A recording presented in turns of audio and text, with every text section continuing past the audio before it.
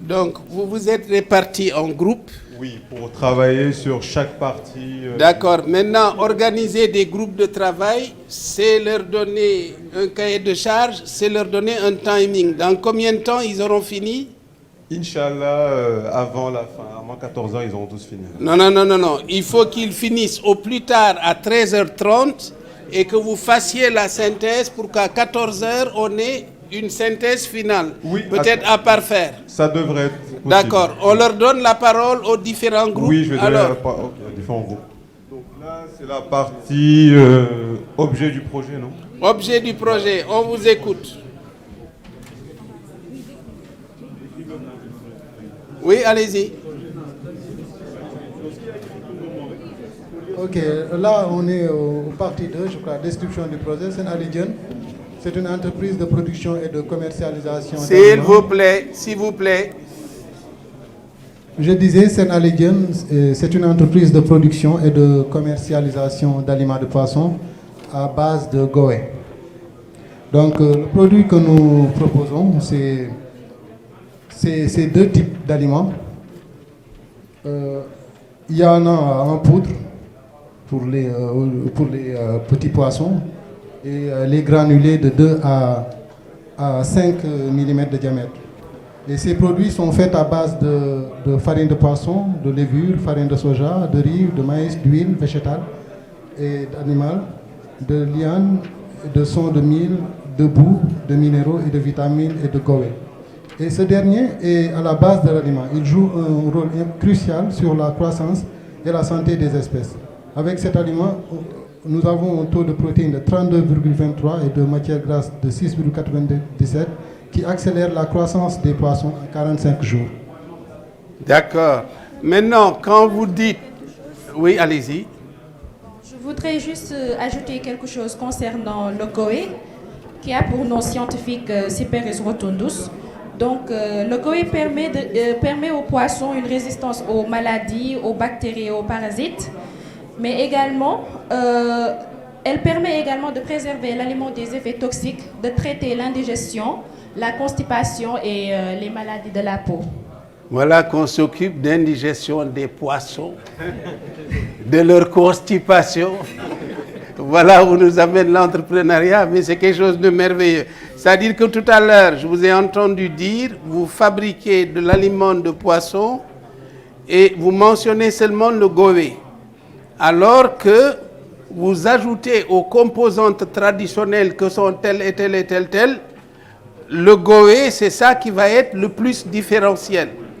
Maintenant, quand vous êtes, s'il vous plaît, les autres, écoutez, c'est important.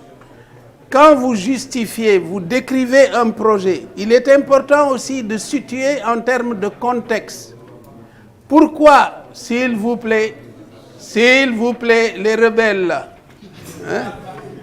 Et comme en plus ils ont les... Hein? Ils ont des rastas, c'est de véritables rebelles, quoi. Donc, quand vous choisissez de faire un projet, il faut le situer dans le contexte. Le Sénégal est un pays qui a une forte tradition de pêche. Et aujourd'hui, il y a des menaces sur la pêche. Il y a une raréfaction de la ressource. Il y a des agressions, donc, d'acteurs étrangers qui viennent, dans certains cas, piller nos ressources. Et aujourd'hui, la ressource est menacée. Et il y a aussi le pétrole. Comme quoi, quand c'est une richesse, mais c'est aussi une malédiction, disent les autres. Quel va être l'impact du pétrole? Voilà un pays qui se dit, j'ai une ressource. Il faut que je me prépare demain à la production de pétrole. Si elle menace mes ressources, il faut que j'ai d'autres alternatives. Quand vous dites ça, vous êtes en train de camper le cadre qui fonde et qui justifie votre projet. Et je crois que c'est assez fondamental. Maintenant, vous pouvez également vous documenter sur l'international. Comment ça se passe? Donc, l'élevage de poissons ou l'élevage de produits marins et comment ces produits-là se présentent sur le marché. Quand vous avez quand même un produit vivant, aujourd'hui, si vous élevez une carpe, mais vous pouvez la vendre vivante, vous pouvez mettre vos carpes dans des aquariums, le client vient, choisit son poisson, on le sort, il frétille. Ça s'appelle aussi un plus différentiel. Et aujourd'hui, il y a des pays qui se sont illustrés justement dans l'élevage du poisson, dans l'élevage des crevettes. Et donc, je crois qu'il est important à ce niveau-là de camper ce cadre pour justifier le projet. Et vous avez aujourd'hui, à l'embouchure du fleuve Sénégal, vous savez, les phénomènes. Vous savez qu'il y a là-bas une brèche depuis 2000 qui n'arrête pas d'augmenter. Mais depuis quelques années, on découvre là-bas des langoustes à ne pas savoir quoi en faire, de grosses crevettes, la numéro 1 ou la numéro 0, à ne pas savoir quoi en faire. Mais comme en général, nous sommes les derniers à réagir, il y a des étrangers, quelque part, qui sont en train d'installer des structures de crevetticulture et de poissons. Il y en a même pour la soudure et tout ça. Donc je crois qu'il faut comprendre aussi que c'est des opportunités et ces opportunités doivent profiter d'abord aux nationaux. On n'exclut personne. Mais quand même, comment pouvez-vous comprendre que dans un pays, des opportunités de cette nature existent et nous ne les connaissons pas? Je crois qu'il est fondamental. Donc quand vous mettez le cadre, c'est assez important maintenant de choses. Maintenant, il faudra aussi, dans le développement, quand vous décrivez un produit, il y a les produits qui sont connus, qui viennent de concurrents. Bon, quand on élève un poisson, la carpe, tilapia, c'est sur quel cycle? C'est combien de jours? Au bout de combien de jours, on atteint tel kilo, tel kilo, tel kilo. Le produit que nous offrons, est-ce qu'il va offrir un plus différentiel? En principe, pour que nous ajoutons un produit qui renforce les défenses immunitaires et qui a beaucoup d'attributs par rapport à ce qu'on vient de nous dire, je pense qu'il est important dans la présentation du produit aussi de le faire ressortir.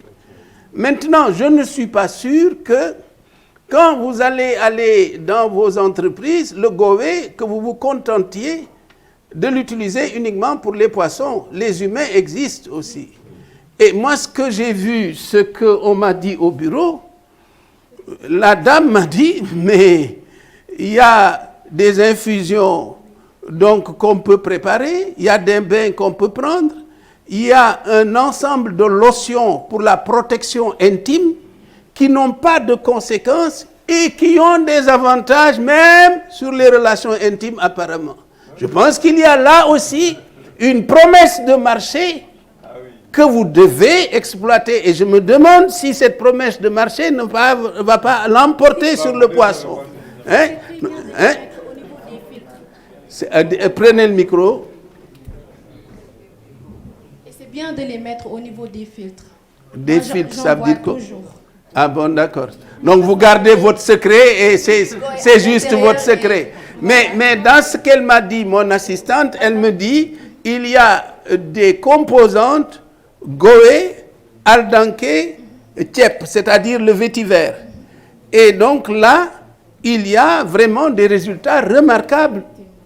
Et je crois que, bon, du poisson lotion intime, vous avez le choix, mais je pense qu'il faut quand même élargir. Les autres, je tenais à ce que vous suiviez pour que vous montrez à chaque étape. Il y a une phase en général sur laquelle on n'insiste pas, sur le contexte. Le contexte, c'est ça qui rend favorable. C'est ça qui porte. Parce que comme disait l'autre, il n'y a pas de vent favorable pour celui qui ne sait pas où il va. Mais par contre, si vous avez un contexte qui est favorable, il y a un ensemble de menaces sur nos productions, notre production de produits de pêche. Nous avons donc aujourd'hui nous commençons à maîtriser ces technologies. Hein? Moi, quand on va sur les près de Saint-Louis, donc l'Agence nationale d'aquaculture a installé des centaines de bassins et on se rend compte du fait que l'expertise est essentiellement d'ailleurs sénégalaise. Pour la plupart d'ailleurs, elle est diola. Je ne comprends pas pourquoi. Hein? Mais je crois que l'AFD, les premières expériences d'aquaculture ont été faites en Casamance. C'est peut-être ça qui explique l'expérience. Hein? Et apparemment aussi, ils faisaient de la crevetticulture. Et puis, quand ils ont abandonné, ils ont été négligents. Les crevettes ont trouvé un moyen de retrouver vers le fleuve. Et on a de grosses variétés aussi de crevettes en Casamance, sans savoir pourquoi. Je crois qu'il y a là quand même un créneau assez intéressant. Donc, cerner le secteur d'activité. Je suppose que les autres, vous allez faire la même chose en ce qui concerne tout cet intérêt biologique donc, de ce que vous voulez faire. Et je crois que c'est ça qui va nous permettre d'enrichir. Hein. L'essentiel, c'est que cet exercice vous permette de comprendre, en fait, quelles sont les exigences d'un bon projet. Parce que dans certains cas, on va vous mettre dans une... Les fonds d'investissement ne vous donneront pas 1 heure. 5 minutes pour lever 1 million, 2 millions de dollars, 3 millions de dollars. Et l'exercice, justement, c'est de pouvoir réussir cet exercice. Dire en 5 minutes quelque chose qui vaut qu'on vous signe un chèque de 2 millions de dollars. Je crois que c'est assez important. Alors, on donne aux membres du groupe. Objet, c'est terminé. Alors, on va passer au plan commercial. D'accord. D'accord, donc dans notre... Mais vous, vos clients, c'est des poissons, donc... Allez-y, madame là. Vous parlez le langage des poissons, par hasard. Allez-y. Mais on va parler plutôt à ceux qui paient. Ah bon, d'accord. Ah, elle a retenu. Donc, le circuit de la vente, il y a justement les consommateurs, les acheteurs, il y a les prescripteurs. C'est important de le savoir. Il ne faut pas l'oublier là. D'accord, donc nous on s'occupe du plan commercial et on s'est rescindé un peu. S'il vous plaît, pas d'aparté, pas d'aparté. Voilà, donc pour aller un peu plus vite encore, comme on était un peu vite, on s'est permis de se rescinder rapidement. Alors nous, sur cette partie-là, on fait le plan commercial. Donc on a commencé un peu à regarder tout ce qui est formulation, donc par rapport au chef du projet. Le fait aussi que ça soit très riche en protéines, la flottabilité qui est très importante pour que les poissons puissent manger en termes de pourcentage. La forme de vente du produit également, est-ce que ça va être en spaghetti, granulé ou en poudre? Ces choix-là, est-ce que ça se vérifie en granulé, ces formes de présentation? Je suppose poudre, peut-être les alevins, je peux comprendre. Maintenant, sous forme de spaghetti et tout ça, est-ce que dans la pratique, c'est des pratiques qui sont consacrées? Sous forme de spaghetti, il va falloir qu'on enlève ça parce que c'est pour le moulinex. Le moulinex, ça nous donne des aliments sous forme de spaghetti. Mais pour l'extrudeuse, vu qu'on va utiliser ça, puisque c'est une production en masse, on va seulement produire des granulés dont le diamètre varie de 2 à 5 mm en fonction des espèces à élever. D'accord. Là, en ce qui concerne les espèces, vous visez quelles espèces? Le genre tilapia, mais aussi les clarias. Clarias, c'est quoi? C'est la silure. Oui, c'est la silure. Mais il paraît que c'est ça qui c'est beaucoup plus rémunérateur, le clarias. Le clarias? Oh oui. Je connais un maîtrise. C'est très bon en yassa. Ah bon? Mon vieux. Oh là là. Hein? Donc, je connais un garçon. Bon, il est, je crois, ingénieur électromécanicien, mais il vend de la silure. Donc, c'est très rentable, ouais. Plus rentable que le tilapia. Il m'a dit, mon produit me revient autour de 3 000 francs. À Dakar, je le vends en gros autour de 5 000, même parfois 6 000 le kilo. Il remplit sa camionnette presque tous les 2 jours et puis il a oublié le bureau. Il était dans un bureau d'études. hein, il faisait les pétroliers qui commencent à s'installer à Saint-Louis. C'était un de leurs qualiticiens pour la mise en norme de leurs équipements. Maintenant, sa mère était à pleurer, mais maintenant, comme les enveloppes sont passées de 1 à 2 millions par mois, la mère doit continuer à dire si elle... L'élevage de tilapia, des clarias, non, c'est très rentable. En plus, ils grandissent vite. D'accord. Et ils mangent tout. Le tilapia, il y a des problèmes de marché aussi. Hein. Il y a de sérieux problèmes de marché. On n'a pas organisé la commercialisation comme il faut. Donc, Madame Lar, continue alors. Donc, on a parlé également de la conservation, s'il vous plaît. Emballage aussi. Et ça, il y aura un argument même côté environnement. Donc, éviter tout ce qui est plastique et puis voir un peu tout ce qui est papier. Et voilà, donc on en est là, on va finaliser rapidement. Mais sachant que tout ce qu'on est en train de faire va également servir à l'argument marketing. D'accord? Donc tout ce qui est notamment le principe actif, hein, logo. Et maintenant, on a discuté un peu aussi du fait que c'est vrai qu'aujourd'hui, ce qui fait la particularité du produit, c'est le Goé. Donc sur le fait que ça peut être un argument commercial très fort, sachant que culturellement également, on y est très attaché. Après, il y a l'autre aspect qui est de dire pour que, en tout cas, une commercialisation puisse être pérenne, c'est la rareté. Il faut pouvoir conserver la rareté. Donc aujourd'hui, si cette formulation se retrouve partout, ben, des gens plus vifs, en tout cas qui ont plus de finances, peuvent le reproduire rapidement. Vous pouvez en faire un secret de fabrication. Vous n'êtes pas obligé de l'annoncer. Hein? La composition de votre aliment, vous n'êtes pas obligé de la rendre publique. Hein? Voilà. Et donc, du coup, on voulait lui proposer vraiment de mettre un codage des produits. On peut mettre l'argument, mais vraiment que la formulation ne la sache pas. Ben, celui qui voudra le faire va aller faire les recherches tout le temps et vous aurez le temps de le mettre en place. Si vous avez des éléments de laboratoire, vous pouvez même breveter. Hein?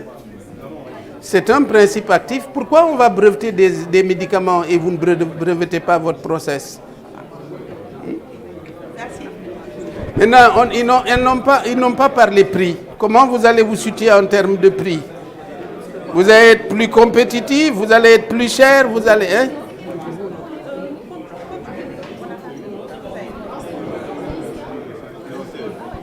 D'accord. C'est eux le marketing. Normalement, le marketing doit penser quand même le produit tel que vous l'avez décrit, mais les réseaux de distribution, où est-ce que vous allez vendre? Le prix aussi, et quelle va être la stratégie de communication. Hein? Il faudra qu'on réfléchisse dessus. L'autre groupe, c'est quoi? Ressources humaines. Alors, là, il faut, s'il vous plaît, la ressource humaine, il faut la recruter. Il faut la fidéliser. Il faut la motiver. Il faut la former. Il faut lui donner un plan de carrière. Et il faut la rémunérer. Donc je crois qu'il est fondamental que vous compreniez. Maintenant, en général, une entreprise qui démarre n'a pas beaucoup de moyens. Si vous voulez fidéliser les gens, il faudra que vous trouviez des modes de motivation qui font qu'ils restent dans la maison. Sinon, ils vont vous accompagner la première année, mais dès qu'ils auront un savoir-faire, mais ils auront vendre leur savoir-faire ailleurs. Et je ne pense pas qu'à ce stade-là, vous puissiez leur faire signer ce qu'on appelle une clause de non-concurrence. La clause de non-concurrence, c'est que quand vous êtes dans une entreprise, vous ne pouvez pas quitter cette entreprise pour aller chez des concurrents voisins, vendre votre force de travail dans un rayon kilométrique défini pendant une durée 1-2 ans. Maintenant, vous avez toutes les chances qu'il y ait quand même de la concurrence dans le recrutement. Et c'est ça qui est le plus difficile. Vous n'avez pas les moyens de les payer. Il faut donc en général les motiver fortement, leur offrir des perspectives de carrière importantes. Et ça, c'est fondamental. Alors, où est-ce que vous en êtes? Bonjour. Stage des plans des ressources humaines et dimension organisationnelle. Pour cela, on a divisé le secteur en deux secteurs d'activité, à savoir le secteur de production et le secteur commercial. D'accord. Pour cela, il y a un recrutement d'agents pour ce qui est de collecte des matières premières, en charge aussi de la livraison après production. Ainsi que pour le plan commercial, on a un comptable en charge d'un logiciel pouvant gérer tous les produits paramètres. C'est tout. Donc il y a quelque part un service logistique qui n'est pas fixé quelque part, parce que vous avez parlé d'approvisionnement, livraison. Je crois qu'il faudrait voir de ce point de vue-là. Est-ce qu'on le rattache à la production? Est-ce que ceci ou cela? Mais vous gagneriez peut-être à chose. Il y a un service commercial, il y a un service production et vous avez un service comptabilité aussi. D'accord. Par exemple, comme vous venez de le dire, l'entreprise est HDB. On a essayé de minimiser tous les risques de paiement de salaire, raison pour laquelle on a fait une organisation un peu restreinte. Une organisation restreinte, je crois que quand on commence, il faut le faire. L'autre groupe?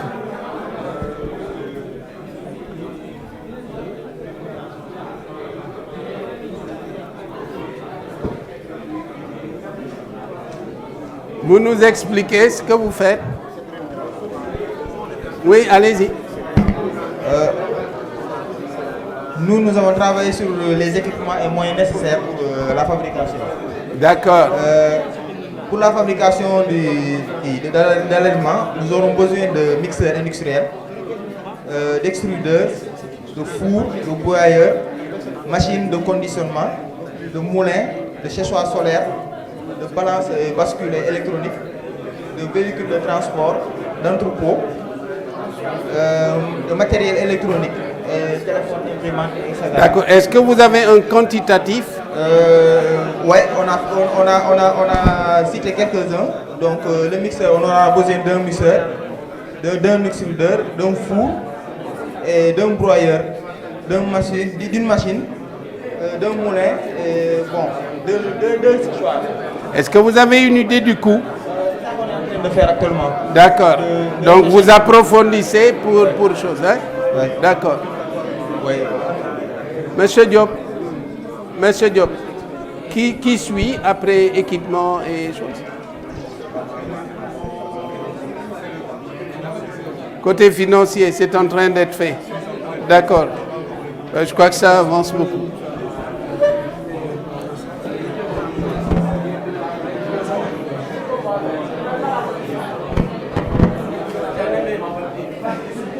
Où est-ce que vous en êtes? Hein? Oui, d'accord, mais dites-nous au moins comment ça avance. En principe, vous êtes censé, d'ici une demi-heure, avoir fini de faire. Donc, non seulement les groupes ont fini de travailler, mais la synthèse est faite. Où est-ce que vous en êtes? Oui. S'il vous plaît. Oui, allez-y. Oui, en fait, comme nous avions dit, nous allons travailler sur le pastèque. Donc, la description du projet, c'est valorisation de la pastèque. En quoi consiste notre activité? C'est de produire, de faire des collectes et de faire achat au niveau des producteurs de pastèque. Ensuite, de venir au niveau du site de transformation pour faire des transformations en différents produits que nous allons énumérer. D'abord, il y aura fabrication de jus à base de pastèque. Ensuite, avec les graines, on peut en faire de la farine alimentaire destinée à la consommation humaine, parce que c'est une farine riche en protéines, avec des taux de 28 à 32%, riche en éléments minéraux comme le calcium, le magnésium, le fer. Mais en même temps, on peut en faire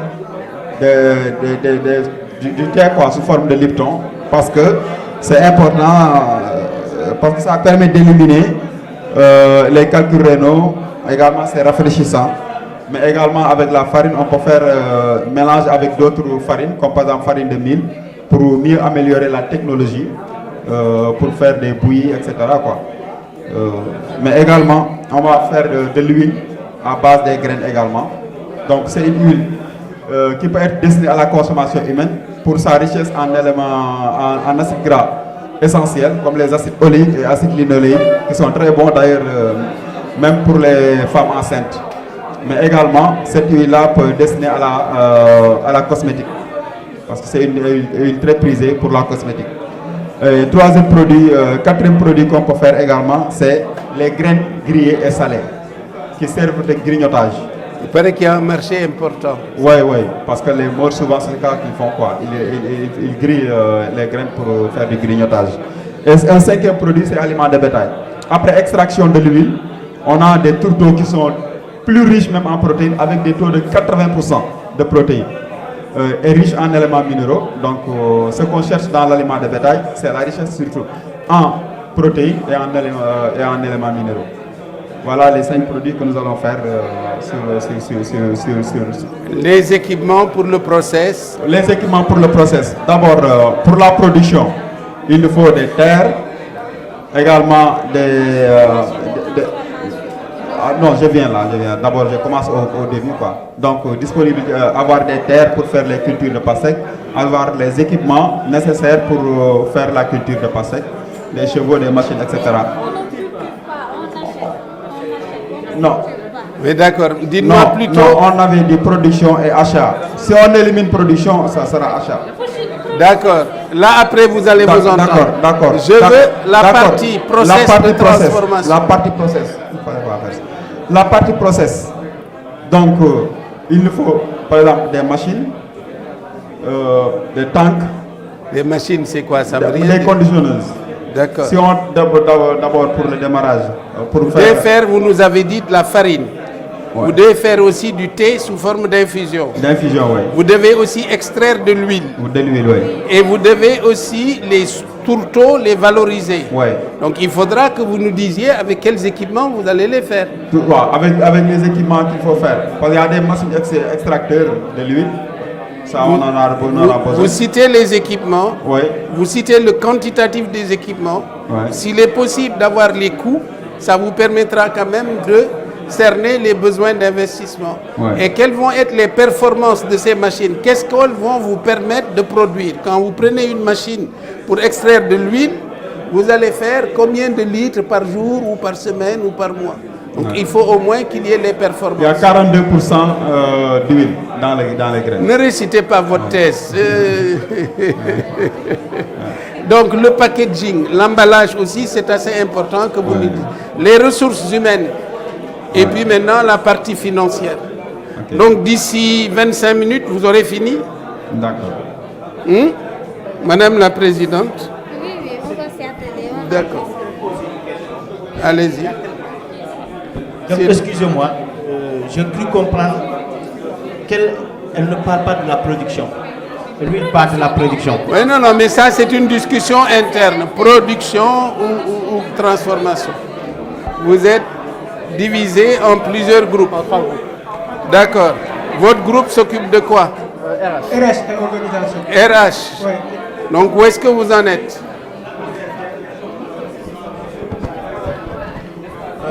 Donc concernant les ressources humaines, on a déjà mis au point une liste pour dire de quoi est-ce qu'on aura besoin. Donc puisque ce sont des feuilles qu'on va aller collecter, on a d'abord choisi qu'on aura besoin de 9 collecteurs en 3 équipes de 3. Donc on aura aussi besoin de 2 chauffeurs qui vont faire les rondes pour prendre les feuilles qu'on aura collectées. On aura besoin d'une équipe de charbon, une équipe pour biogaz et une équipe pour compost, avec 2 membres pour chaque équipe.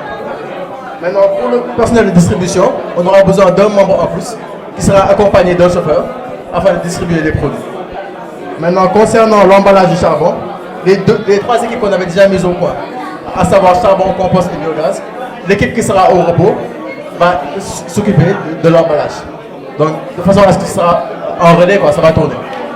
Et on aura un gardien qui va s'occuper du local, faire en sorte qu'il n'y ait pas d'intrus, etc. Ensuite, pour les stratégies pour les attirer et les motiver. Pour l'instant, sachant qu'au début, on n'aura pas beaucoup d'argent, donc ce sera compliqué de les garder. Donc on a juste mis au point 2 stratégies. D'abord, faire en sorte de les payer avant la fin du mois, faire tout notre possible pour cela. Et aussi, lorsqu'on aura des ventes qui sont supérieures aux provisions, leur donner une prime, afin de les fidéliser. D'accord. Maintenant, quel est le profil des gens que vous allez recruter? Il faut le préciser. Le niveau de rémunération, mais On a l'habitude de vous exploiter. On vous offre des stages, on vous fait travailler comme des nègres. Prenez des stagiaires. Il y a un programme subventionné par l'État pour l'employabilité des jeunes. L'État, jusqu'à 200 000, paye la moitié du salaire, 100 000. Mais c'est les 3 FPT qui étaient au point E, qui viennent de déménager à Kergorgi, ils ont un programme. Et en plus, les gens que vous recrutez, vous avez la possibilité de les faire inscrire en formation professionnelle aux frais de ce programme-là. D'accord? Ok. Maintenant, nous, ce qu'on avait prévu pour la formation, c'était que pour les équipes charbon, biogaz et compost, on leur ferait une formation pour qu'ils sachent comment faire. Pour la formation, vous pouvez bénéficier d'une subvention de 20%. Vous donnez 20%, on vous subventionne pour 80%. D'accord, ok. Hein? D'accord. Donc c'est important. C'est bon, hein? Et voilà, ça c'était la partie ressources humaines.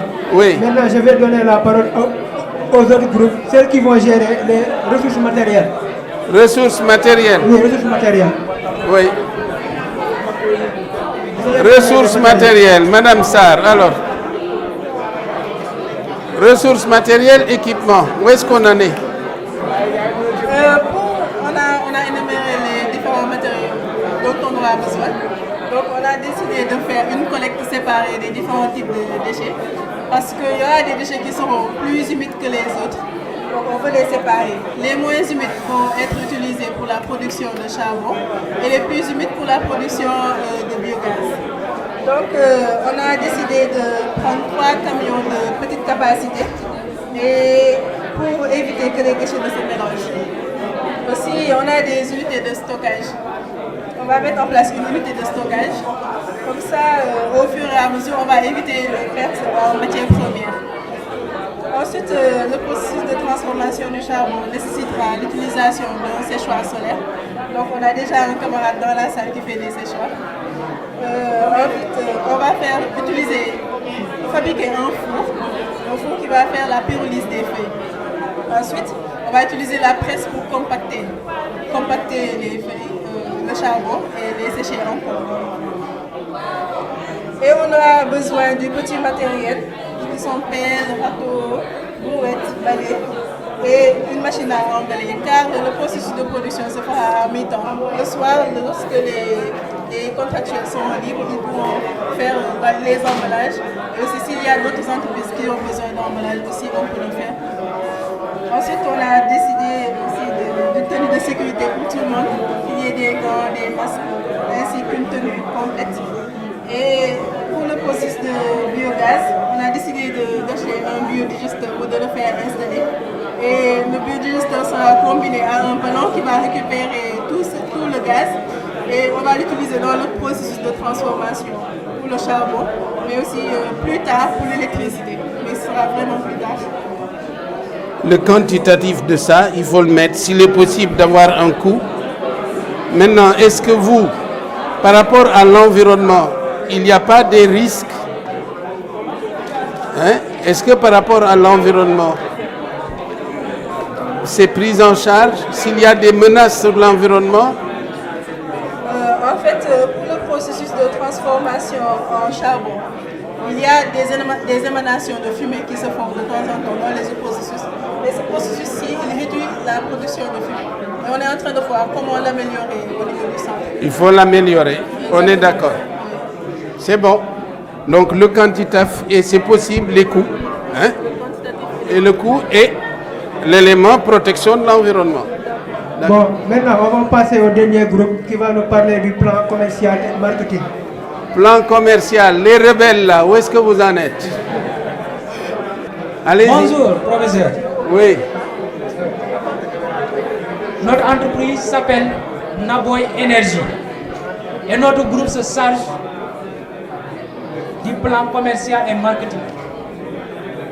Et là, nous avons travaillé d'abord sur les caractéristiques des produits offerts. Nous avons 3 types de produits et les 2 sont les principaux. Du charbon bio et du compostage et du compost. Pour le charbon, nous avons les caractéristiques suivantes: facilité d'allumage, durabilité du feu, bonne production de chaleur, émission moindre du gaz carbonique, c'est-à-dire du CO2. Et les autres caractéristiques aussi qui sont périphériques, il y a la réduction de la déforestation en utilisant ce charbon, aide à la conservation des milieux naturels, peut être utilisé dans les zones où les autres combustibles, bois, charbon sont rares. Donc, il s'agit de l'aide sociale. Et nous allons maintenant aux tendances du marché du secteur d'activité, des perspectives d'avenir. Donc, le marché du charbon bio est un marché émergent qui n'est pas encore saturé. Ce qui veut dire qu'il y a des besoins réels.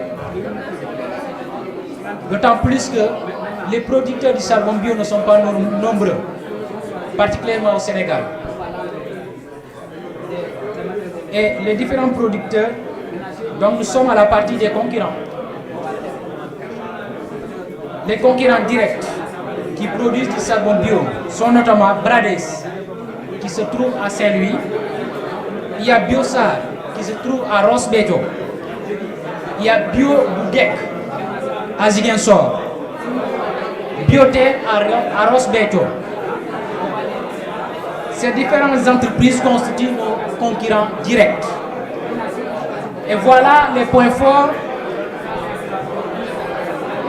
qu'on a trouvés chez les partenaires, chez les concurrents. Hein? C'est les concurrents justement. Premier point, il s'agit de l'expérience et de leur expertise, puisqu'ils ont duré dans le métier. Ils maîtrisent, disons, les leviers du métier. Ils ont aussi les équipements disponibles. L'équipement pour la transformation de la production qui permet de respecter les différents processus de production. Ils occupent aussi une certaine part de marché importante, puisqu'ils ont duré, ils ont su se faire connaître sur le marché. Ils ont une bonne communication avec la création des, comment on dit ça, des points de vente un peu partout. Ils ont aussi des partenaires stratégiques au niveau national et international. Donc ces partenaires-là constituent en tout cas des points forts, puisqu'ils ont le soutien de ces partenaires-là stratégiques. Nous avons remarqué quelques points faibles de nos concurrents. À savoir, il y a le manque de visibilité au niveau des populations locales. C'est-à-dire les populations locales qui ont ce besoin de l'utilisation du charbon, de façon générale, ne les connaissent pas bien. Donc ces concurrents sont un peu visibles, moins visibles du moins. Il y a les problèmes d'approvisionnement en matière première, dans la mesure où ils sont dans des zones, par exemple comme à Saint-Louis, n'est-ce pas, et à Ross Béthio, où il manque par exemple la matière première. Et nous avons aussi noté des opportunités du marché dans le secteur. Il y en a deux. Il y a l'approvisionnement en moindre coût des matières premières pour fabriquer du charbon bio. Avec le programme de Sénégal Clean Day, il y a un peu partout la collecte des matières premières, des ordures. Donc en travaillant en collaboration avec les différents secteurs au niveau des quartiers, on peut collecter, s'approvisionner gratuitement, peut-être à moindre coût. Et aussi il y a la forêt de Niaï qui est là, qui peut constituer vraiment un lieu d'approvisionnement gratuit. Il y a aussi l'existence des besoins réels du marché. Puisqu'au Sénégal, on peut dire qu'à 60%, sinon plus même, qui utilisent du charbon au niveau des ménages. Donc les populations sénégalaises, de façon majoritaire, utilisent du charbon au niveau des localités. Donc cela montre qu'il y a le besoin réel. Et nous avons ciblé des clients, des segments,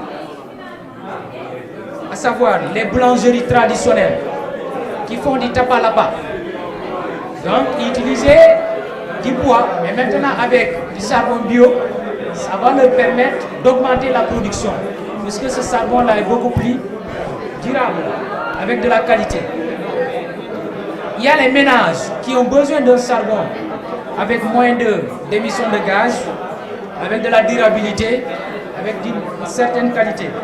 Il y a les restaurants et hôtels qui vont diminuer les charges d'énergie, c'est-à-dire de l'électricité, par l'usage du charbon bio, ce qui permettra un peu de diminuer les dépenses des hôtels et des restaurants en électricité.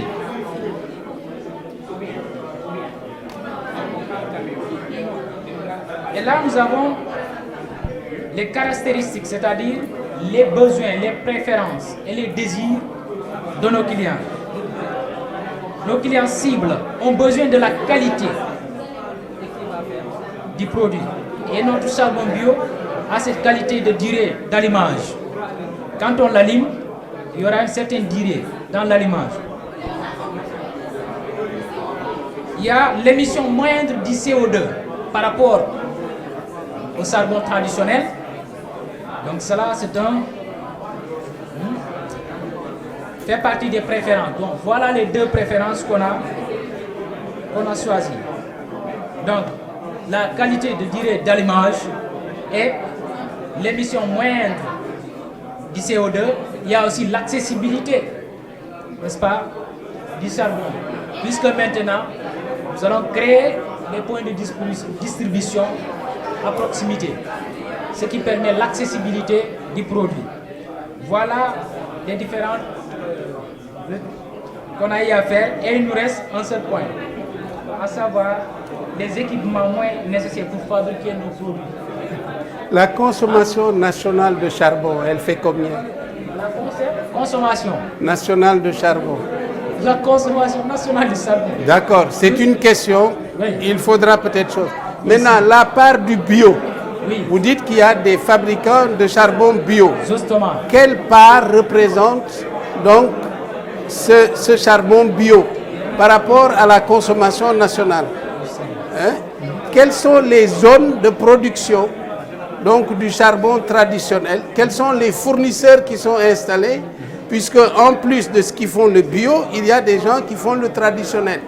Donc il faudra que vous essayiez juste, le rebelle là n'a qu'à chercher sur son ordinateur, et marché national de la consommation de charbon, les fabricants, et en ce moment-là, vous ajoutez ces éléments-là. Ok? Merci. Nous allons continuer. Donnez-moi mon micro. Merci. Eux, ils font quoi? Hein? À eux, ils ont déjà parlé. D'accord.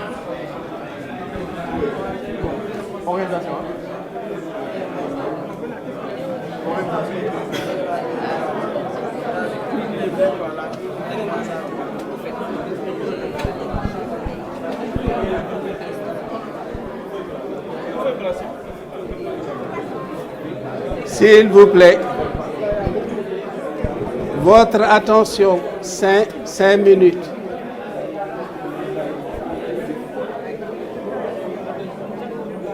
Votre attention, 5 minutes.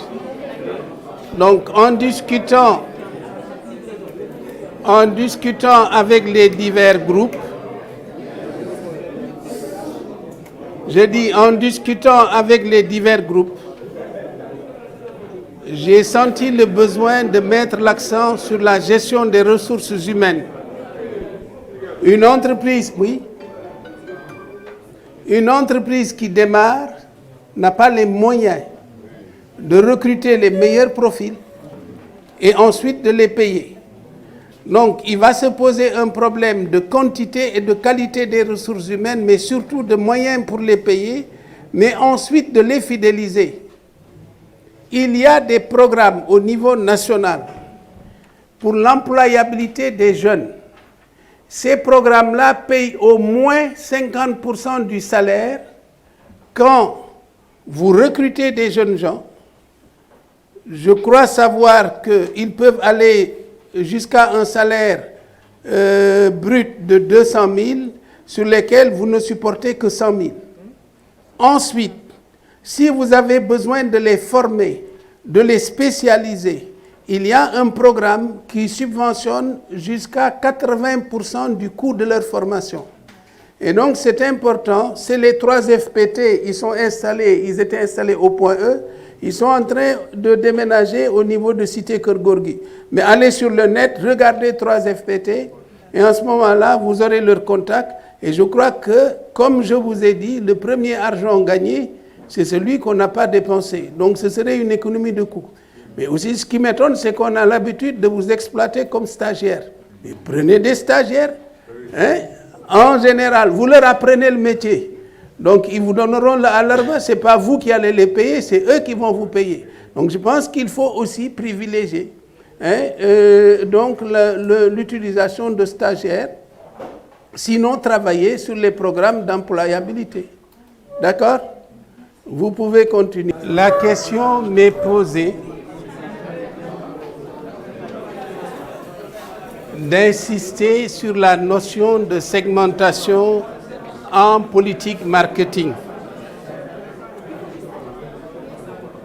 On a certainement dû vous le dire, les techniques de management empruntent l'essentiel de leur technique